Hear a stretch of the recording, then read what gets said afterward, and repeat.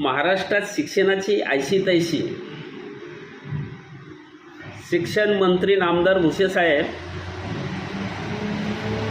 आर्थिकदृष्ट्या दुर्बळ असणाऱ्या घटकांना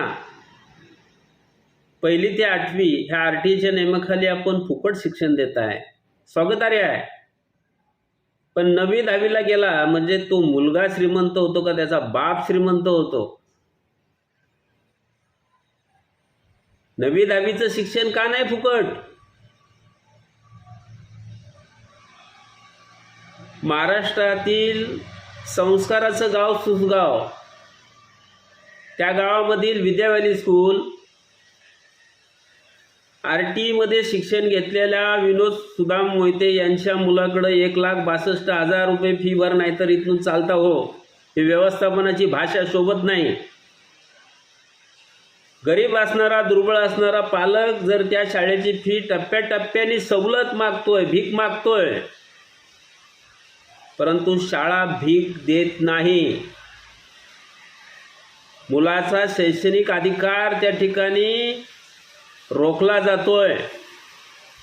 पालकाने सगळीकडे उंबरठे झिजवले. शिक्षण विभाग, शिक्षण अधिकारी, जिल्हाधिकारी सर्व ठिकाणी निवेदनं देऊन आलं, पण काही उपयोग झाला नाही. पालकमंत्र्यांनी तरी दखल घ्यायला हवी होती, पण सर्वच कसे उदासीन आहेत ना. आमची शिक्षण मंत्र्यांना विनंती आहे, या विषयावरती आपण त्वरित निर्णय घ्या. आणि विद्या व्हॅलीच्या व्यवस्थापनालाही विनंती आहे की जर पालक टप्प्याटप्प्याने फी भरायला तयार असतील तर दुर्बळ असणाऱ्या मुलांचा शैक्षणिक अधिकार तुम्हाला हिरावून घेण्याची कोणताही अधिकार तुमच्याकडे नाही आहे. तो जर फी भरायला नकार देत असेल तर नक्की त्याला तुम्ही दाखला द्या.